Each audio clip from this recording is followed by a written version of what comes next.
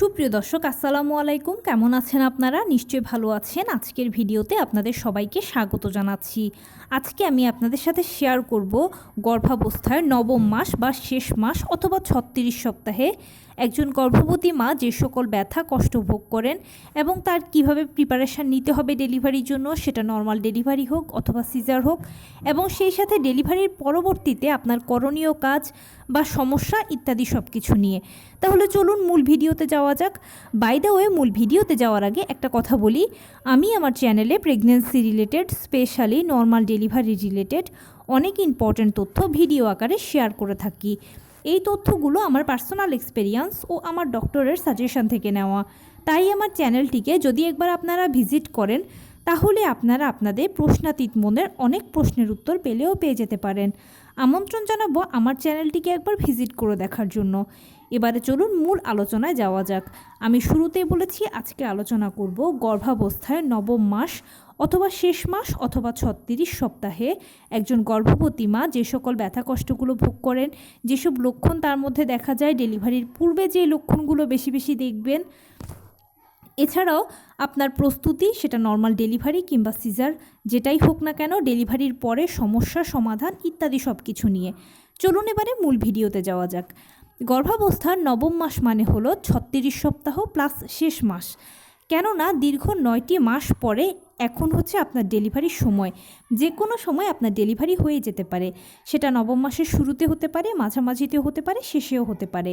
সিজারের ক্ষেত্রে হয় কি, ডাক্তার বলে দেবে যে আপনার অমুক দিনের অমুক তারিখে সিজার হবে, কিন্তু নর্মাল ডেলিভারির ক্ষেত্রে সেটা বলা যায় না, কারণ এটা একটা প্রাকৃতিক পদ্ধতি, তাই এটার জন্য আপনাকে অপেক্ষা করতে হবে।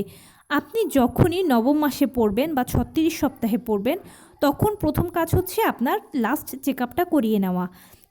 সর্বশেষ চেক আপের মাধ্যমেই কিন্তু সেটেলমেন্ট এসে যাবে আপনার কি নর্মাল ডেলিভারি হবে নাকি সিজার হবে। যদি রিপোর্টে সব কিছু ঠিকঠাক আসে, তাহলে ইনশাল্লাহ ধরে নেওয়া যাবে আপনার ডেলিভারিটা নর্মালেই হবে। সেটা হয়তোবা ডাক্তার বললেও বলে দিতে পারে। আর যদি কোনো কিছুতে জটিলতা থাকে, তখন সেক্ষেত্রে আপনার সিজার লাগবে, সেটা আপনাকে অবশ্যই ডাক্তার জানিয়ে দেবে। অনেকে আমাকে প্রশ্ন করেন যে কত সপ্তাহে সিজার করাবো। আপনাকে চেক আপ করার পরে আপনার ডাক্তার বলে দেবে যে আপনার বেবি ম্যাচিউর হয়েছে কিনা বা আপনি সব কিছুর জন্য প্রস্তুত আছেন কিনা, সিজারিয়ান সকল প্রসেসের জন্য। সে অনুযায়ী ডাক্তার বলে দেবে যে অমুক দিনের অমুক তারিখে সিজার হবে। সে মতে আপনি হসপিটালে চলে যেতে পারবেন, সিজার করাতে পারবেন। আর নর্মাল ডেলিভারির জন্য তো বলেইছি যে অপেক্ষা করতে হবে। নবম মাসে পড়লে অবশ্যই আপনাকে আরেকটা কাজ করতে হবে, সেটা হচ্ছে হসপিটাল ব্যাগটা গুছিয়ে রাখতে হবে। কারণ যে কোনো মুহূর্তেই কিন্তু আপনার লেবার পেইন আসতে পারে অথবা সিজারের কথাও আপনি জানতে পারেন। তো ইমার্জেন্সি সময়ে আপনি যদি আগে থেকে হসপিটাল ব্যাগটা গুছিয়ে রাখেন, তাহলে এটাকে নিয়ে চলে যেতে পারবেন। আর হসপিটাল ব্যাগ গোছানোর একটা বাড়তি ঝামেলা আপনাকে পোহাতে হবে না। তবে হসপিটাল ব্যাগ গুছিয়ে রাখাটা সবচেয়ে বেশি জরুরি, কারণ আপনার প্রয়োজনীয় সব কিছু আপনি যদি আগে আগে গুছিয়ে রাখেন, তাহলে ঠান্ডা মাথায় গোছাতে পারবেন, হসপিটালে গেলে আর ঝামেলা তৈরি হবে না। কিন্তু যদি হুটহাট করে আপনি হসপিটাল ব্যাগটা গোছান, তাহলে হয়তো দেখা যাবে অনেক অপ্রয়োজনীয় জিনিসগুলো আপনি নিয়ে যাবেন আর প্রয়োজনীয় জিনিসগুলো রেখে যাবেন। আর ওই ইমার্জেন্সি টাইমটাতে প্রয়োজনীয় জিনিসগুলো অ্যারেঞ্জ করাটা কষ্টকর হয়ে যাবে। সেজন্য আগে থেকে ধীরে সুস্থে যদি হসপিটাল ব্যাগটা গুছিয়ে রাখেন, তাহলে আপনি সবথেকে বেশি লাভবান হবেন। তৃতীয় পর্যায়ে কাজ হবে শারীরিক, মানসিক, আর্থিক তিনভাবে প্রস্তুতি নিয়ে রাখা। ডেলিভারির ক্ষেত্রে প্রিপারেশানটা হচ্ছে সবথেকে বেশি ইম্পর্ট্যান্ট, বিশেষ করে মানসিক প্রস্তুতিটা। নর্মাল ডেলিভারি হোক অথবা সিজার হোক, দুই রকমের জন্যই আপনি নিজেকে অবশ্যই প্রস্তুত করবেন এবং নিজেকে সবসময় সাহস দেবেন যে এই সময়টুকু পার হয়ে গেলে বা এই মুহূর্তটুকু পার হয়ে গেলে আমি আমার অনাগত সন্তানকে দেখতে পাবো। ভালো ভালো চিন্তা করবেন। আপনি যেই ধর্মের অনুসারী হন না কেন, বেশি বেশি করে উপরওয়ালাকে ডাকবেন। কোনো টেনশন করবেন না। নিজেকে সাহস দিবেন যে আমি প্রথমবার মা হচ্ছি না, আমার আগে অনেক মানুষ মা হয়েছে এবং প্রতিনিয়ত হচ্ছে। তারা সবাই যদি পারে, আমি কেন পারবো না? আমিও পারবো, আমি নারী, আমি সব পারি, আমাকে পারতে হবে, কারণ আমি তো মা। এভাবেই নিজেকে সাহস দিবেন, ভালো ভালো কথা বলবেন, ভালো ভালো চিন্তা করবেন, দেখবেন তাহলে অযথা টেনশন কাজ করবে না। নবম মাসে একজন গর্ভবতী মাকে অবশ্যই নিয়মিত হাঁটাচলা করতে হবে, টুকটাক কায়িক শ্রম করতে হবে, লোকোমেটটা ব্যবহার করতে হবে। সেই সাথে আপনি যেই ধর্মের অনুসারী হন না কেন, বেশি বেশি করে উপরওয়ালাকে ডাকবেন এবং পুষ্টিকর খাবার খাবেন। এনশিওর করবেন প্রতিদিন আপনার খাদ্য তালিকায় সকল ভিটামিন, মিনারেলস, ক্যালসিয়ামগুলো যেন ঘুরে ফিরে আপনার বডিতে যায়, আপনার থেকে যেন বাচ্চা পায় প্রতিদিন। এই জন্য মাছ, মাংস, দুধ, ডিম, হলুদ ফলমূল, সবুজ শাকসবজি, লাল জাতীয় খাবার, ওমেগা-3 ফ্যাটি অ্যাসিড সমৃদ্ধ খাবার, কলা, খেজুর, বাদামের মতো ফলগুলো নিয়মিত খাবেন। যে কোনো খাবার একটু কুসুম গরম খাবেন, তাহলে কুসুম গরম খাবারগুলো অ্যামনিওটিক ফ্লুইডকে তৈরি করতে ও ধরে রাখতে সহায়তা করবে। আর হাঁটাচলা করলে অবশ্যই আপনি অনেক বেশি ভালো বোধ করবেন। নবম মাসে গর্ভবতীরা বিভিন্ন ধরনের সমস্যা ফেস করেন। এর মধ্যে কমন প্রবলেম হচ্ছে কোমরে ব্যথা, তলপেটে ব্যথা, প্রস্রাবের চাপ প্রচণ্ড অনুভব করা। আপনি বারবার বাথরুমে যাচ্ছেন, হয়তো বা অনেক সময় দেখা যাচ্ছে কয়েক ফোঁটা প্রস্রাব হচ্ছে, কখনো হচ্ছেও না, কিন্তু একটা র্যান্ডম চাপ ফিল করছেন। জরায়ুতে ব্যথা করা, যৌনাঙ্গে ব্যথা করা, এছাড়া সবসময় নিচের দিকে একটা ভারী ভারী অনুভব হওয়া, মাঝে মাঝে পেট শক্ত হচ্ছে আবার আপনা আপনি ছেড়ে দিচ্ছে। এই লক্ষণগুলো খুবই কমন লক্ষণ। এছাড়া স্রাবের সমস্যাও আছে। কারো দেখা যায় পাতলা পানির মতো স্রাব পা দিয়ে গড়িয়ে পড়ে, কারো দেখা যায় দুধের স্বরের মতো ভাঙা ভাঙা স্রাব যায়, কারো বা আঠালো স্রাব যায়, ইত্যাদি বিভিন্ন রকমের স্রাব যেতে পারে। এগুলো একেবারেই কমন সমস্যা। এগুলো সবার মধ্যেই দেখা যায়।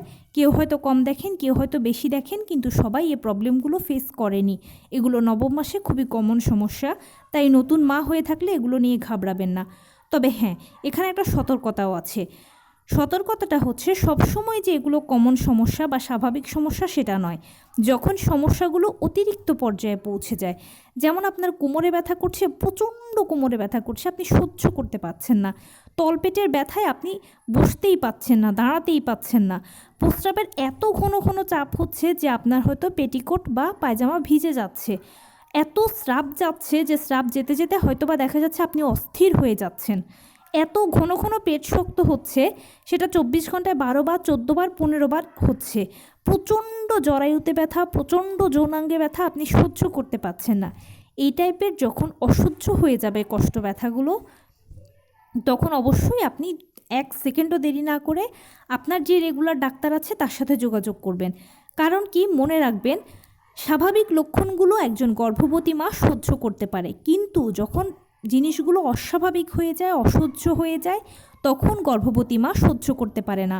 অবশ্যই কোনো সমস্যা হয় বলেই কিন্তু সমস্যাগুলো অনেক বেশি বেড়ে যায়। এজন্য যখনই আপনার কাছে কোনো কিছু অতিরিক্ত লাগবে, আপনি সহ্য করতে পারছেন না, তখন আর চেপে থাকার প্রয়োজন নেই। আপনি যত দ্রুত সম্ভব ডাক্তারের সাথে যোগাযোগ করবেন। পরবর্তীতে আপনার করণীয় কী হবে সে মতে ডাক্তার ব্যবস্থা দিলে আপনি সেই ব্যবস্থাপত্র গ্রহণ করলে এবং সে মতে চললে ইনশাল্লাহ সুস্থ হয়ে যাবেন এবং মানসিকভাবে অনেক বেশি শান্তি পাবেন। নবম মাসে গর্ভবতীদের একটা বড় সমস্যা হচ্ছে অহেতুক টেনশন করা। আসলে টেনশনটা আমরা করি না, এটা অটোমেটিক পরিস্থিতির পরিপ্রেক্ষিতে চলে আসে। যেহেতু ডেলিভারি প্রথমবার অনেকে ফেস করে, অনেকে second time, third time face করে, তবুও ডেলিভারি এই জিনিসটা আসলেই একটু ইউনিক একটা ব্যাপার লাইফে, সেই জন্য টেনশন আসবেই। কিন্তু যথাসম্ভব এই টেনশনটাকে আপনার সংবরণ করতে হবে, বা যে কাজ করলে আপনার টেনশনটা কম হবে সেটাই আপনি বেশি বেশি করে করবেন। এই জন্য ধর্মীয় কাজ করতে পারেন, আপনি যে ধর্মে অনুসারী হন না কেন। আর অবশ্যই পরিবারকে বেশি বেশি সময় দেবেন। পরিবারকে যখন আপনি বেশি বেশি সময় দেবেন, তখন হবে কি, মানসিকভাবে আপনি অনেক বেশি রিল্যাক্স থাকবেন, অযথা টেনশন আপনার ভেতরে আর কাজ করবে না। টেনশনটা এই সময় ভীষণ ক্ষতিকর, কারণ কি, গর্ভবতী মা যখন টেনশন করেন তখন তার প্রেশারটা ওঠানামা করে, আর প্রেশার ওঠানামার কারণে অনেক বাচ্চা দেখা যায় গর্ভের ভেতরে মারা যায়। তাই অবশ্যই আপনি চাইবেন না যে তীরে এসে তরি ডুবুক। নবম মাসে কিছু বিশেষ সতর্কতার কথা বলি। বিশেষ করে নতুন মায়েরা অনেকেই চান যে আমার নর্মাল ডেলিভারি হোক, এবং হয়তো দেখেন যে আপনার শেষ রিপোর্টে সব কিছু নর্মাল ডেলিভারির অনুকূলে আছে। এখন নর্মাল ডেলিভারির জন্য তো পেইন প্রয়োজন, দেখি কি কাজ করলে আমার পেইন আসতে পারে। আপনি এই জন্য অনেকের থেকে অনেক টিপস, টোটকা, কৌশল নেবেন, জানবেন, হয়তো শুনতে পাবেন যে এটা করেন আপনার আধা ঘন্টার মধ্যে পেইন এসে যাবে, ওইটা করেন একদিনের ভেতরে পেইন এসে যাবে, আমি এটা করেছিলাম, আমার এরকম হয়েছিল। এত কিছু শোনার পরে আপনার মনে হতে পারে আচ্ছা আমি একটু অ্যাপ্লাই করি। এই যে একটা ভাবনা ভাবলেন, এটা আসলে কতটা আপনার উপরে উপকারী হবে বা এটা আপনাকে ক্ষতি করবে কি না আপনি তো কনফার্ম না, তাই না? সব রোগের জন্য কিন্তু সব ওষুধ একটাই নয়। সেই জন্য যে কোনো কাজের একাধিক পদ্ধতি আছে। এখন কোনটা কাকে স্যুট করবে, কোনটা কার উপরে খারাপ প্রভাব ফেলবে সেটা কিন্তু কেউ বলতে পারে না। তাই জন্য আপনি সবসময় কোনো সিদ্ধান্ত নেওয়ার আগে অন্তত 100 বার চিন্তা করবেন যে এটা আপনার জন্য কতটা ভালো, আপনার সন্তানের জন্য কতটা নিরাপদ। যদি সব কিছু আপনার কাছে নিরাপদ ভালো মনে হয় তাহলে নিজ দায়িত্বে অ্যাপ্লাই করবেন। আর যদি কোনো কিছু আপনার কাছে খচখচে মনে হয় তাহলে স্কিপ করে যাবেন, কোনো দরকার নেই। কারণ নর্মাল ডেলিভারি হলো একটা প্রাকৃতিক পদ্ধতি। কোনো ওষুধ দিয়ে, জোর করে, ডাক্তার দিয়ে, টানা হেঁচড়া করে কোনো মতেই কিন্তু এখানে কিছু করা সম্ভব নয়। সম্পূর্ণ প্রাকৃতিকভাবে প্রথম থেকে শেষ পর্যন্ত প্রতিটি ধাপ শুরু হয়ে প্রতিটি ধাপ এখানে শেষ হবে। সেজন্য আপনাকে এটার জন্য এক্সট্রা কিছু করতে হবে না। শুধু নিয়মিত হাঁটাচলা করবেন, টুকটাক কায়িক শ্রম করবেন, লো কমেট ব্যবহার করবেন, পুষ্টিকর খাবার খাবেন, আর আপনি যেই ধর্মের অনুসারী হন না কেন বেশি বেশি করে উপরওয়ালাকে ডাকবেন। ব্যাস এতটুকুই হচ্ছে নর্মাল ডেলিভারির জন্য যথেষ্ট, আর কিচ্ছু লাগবে না। কারণ মনে রাখবেন, ভালোর ক্রেডিটটা সবাই নেবে কিন্তু মন্দের দায়টা কেউ নেবে না। যদি কারো কথা শুনে আপনার ভুল হয় বা খারাপ কিছু হয় তখন কি সে তার দায় নেবে? কোনো দিনও নেবে না, উল্টে আপনার উপর দায় চাপিয়ে দেবে। হয়তো কোনো এমন ভুল হয়ে যাবে যেটার মাসুল আপনি সারা জীবনেও দিতে পারবেন না, নিজেকে নিজে আয়নায় মুখ দেখাতে পারবেন না। তাই প্লিজ অধৈর্য হবেন না, ধৈর্য ধারণ করবেন। নর্মাল ডেলিভারির ক্ষেত্রে ধৈর্য ধারণ করাটা হচ্ছে সবথেকে বেশি ইম্পর্ট্যান্ট। এবারে বলি ডেলিভারির প্রসঙ্গে। ডেলিভারির সময়টা ভীষণ সেন্সিটিভ একটা সময়। সিজারের ক্ষেত্রে প্রথমে যদি বলি তাহলে হবে কি, ডাক্তার যখন আপনাকে বলবে যে অমুক দিনের অমুক তারিখে সিজার হবে, আপনি সে মতে ডাক্তারের সাথে যোগাযোগ করে কোনো নাম সর্বস্ব নয় ভালো একটা হসপিটালে অ্যাডমিট হবেন এবং ভালো একজন ডক্টরের আন্ডারে আপনার সিজারটা করাবেন। এতে আপনিও ভালো থাকবেন, বাচ্চাও ভালো থাকবে। আমি আবারও বলছি, কোনো নাম সর্বস্ব ডাক্তার কিংবা নাম সর্বস্ব হসপিটাল নয়, একজন ভালো গাইনোকোলজিস্ট এবং সেই সাথে ভালো একটা হসপিটাল চুজ করাটা আপনার দায়িত্ব। এবারে নর্মাল ডেলিভারির কথা বলি। নর্মাল ডেলিভারিটা হচ্ছে একটা ন্যাচারাল প্রসেস। তাই যখনই আপনার ডেলিভারি প্রক্রিয়া শুরু হবে, মানে আপনার পিরিয়ড শুরু হবে, সেটা দিয়েই তো আপনার ডেলিভারি প্রক্রিয়াটা শুরু হয়ে যাবে।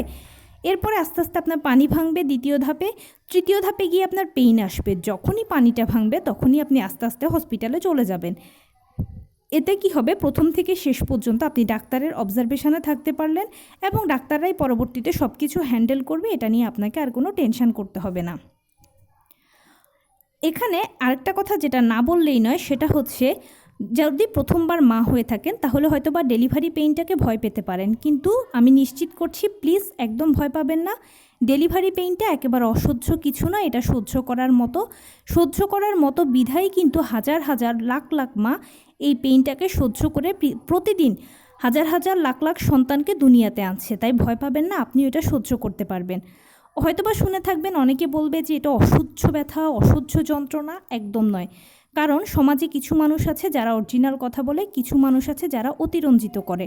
যারা বলে যে অসহ্য ব্যথা, মরে যাবার মতো ব্যথা, তারা কথাকে অতিরঞ্জিত করে। এটা এতটা অসহ্য ব্যথা নয়। আপনি যখন ফেস করবেন তখন আমার কথাটার সাথে মিল পাবেন। ডেলিভারি পেইনটা কখনো এক নাগাড়ে হয় না, এটা প্রতি 10 মিনিট পরপর বা 15 মিনিট পরপর বা আধা ঘন্টা পরপর হয়। এক একজনের এক এক রকম। যখন আসে তখন কয়েক সেকেন্ড থাকবে, একটু কষ্ট পাবেন, এরপর চলে যাবে। এরপরে হাঁটা, বসা, ওঠা, খাওয়া সব কিছুই করতে পারবেন। আবার আসবে, আবার চলে যাবে।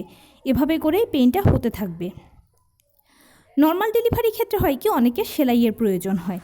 সেলাইটা আসলে সবার দরকার হয় না। যাদের পেলভিসটা ঠিকঠাক মতো প্রসারিত হতে পারে তাদের সেলাই লাগে না, কিন্তু যাদের পেলভিসটা চাপা, ঠিকমতো প্রসারিত হয় না, তাদের সেলাইয়ের প্রয়োজন আছে। কারণ কি, যদি ওই চাপা পেলভিসটা দিয়ে বাচ্চাকে টেনে বের করা হয় তাহলে হয়তোবা বাচ্চার ঘাড়ের দুপাশের রগগুলো ছিঁড়ে যেতে পারে, অথবা আপনার যৌনাঙ্গ এবড়োথেবড়োভাবে ছিঁড়ে যেতে পারে। সেই জন্যই আপনাকেও বাচ্চাকে সেফ রাখার জন্য সেলাই করা হয়। তাই এটা নিয়ে টেনশন করবেন না। আর ওই মুহূর্তে আপনাকে ডাক্তার বলবে যে মা চাপ দিন, আপনি চাপ দেওয়ার দিকেই মনোযোগী থাকবেন। তাই ডাক্তার কি সেলাই করছে না কি করছে সেটা আপনার বোঝার কোনো অবকাশ থাকবে না। আর সেলাই দেওয়া এছাড়া কাটা দুক্ষেত্রেই ডাক্তাররা লিকুইড অ্যানেস্থেসিয়া ব্যবহার করবে। তাই এটা নিয়ে আপনার টেনশন করা লাগবে না। যদি সেলাইয়ের কারো প্রয়োজন হয় তাহলে সেলাইয়ের পরে অবশ্যই ডাক্তার আপনাকে যে অ্যান্টিবায়োটিক দেবে সেই হাই অ্যান্টিবায়োটিকগুলো নিয়মিত সেবন করবেন, ভিটামিন সি সমৃদ্ধ খাবার খাবেন, আর 7-8 দিন একটু চেপে ব্যবহার করবেন। দেখবেন 7-8 দিন পরে ইনশাল্লাহ আপনি একদম সুস্থ হয়ে যাবেন, ভালো হয়ে যাবেন। অবশ্যই হাইকমেট ব্যবহার করবেন, ঠান্ডা পানি ব্যবহার করবেন, আর তাহলে সেলাই ছেঁড়া ফাটা এগুলোর কোনো টেনশন থাকবে না। আর যদি খুব বেশি সমস্যা ফিল করেন তাহলে তো ডাক্তার আছেই, তার সাথে যোগাযোগ করতে পারবেন।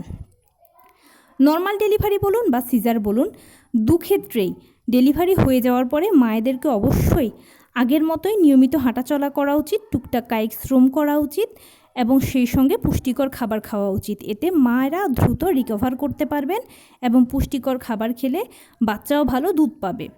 তো এই ছিল আজকের ভিডিও। কেমন লাগলো বলুন? যদি ভালো লেগে থাকে ও হেল্পফুল হয়ে থাকে তাহলে প্লিজ লাইক, কমেন্ট, শেয়ার করতে একদম ভুলবেন না। আর সেই সাথে আমার চ্যানেলটিকে সাবস্ক্রাইব করার বিনীত অনুরোধ রইল।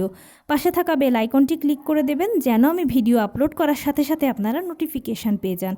যদি কোনো প্রশ্ন থাকে কমেন্টসে জানাবেন, আমি রিপ্লাই দেব। প্লাস যদি কোনো পরামর্শ থাকে যে কোন বিষয়ের উপরে ভিডিও বানালে আপনারা উপকৃত হবেন সেটাও জানাবেন। আমি আপনাদের পছন্দের সর্বোচ্চ প্রায়োরিটি দেব। ভালো থাকবেন, সুস্থ থাকবেন। আসসালামু আলাইকুম।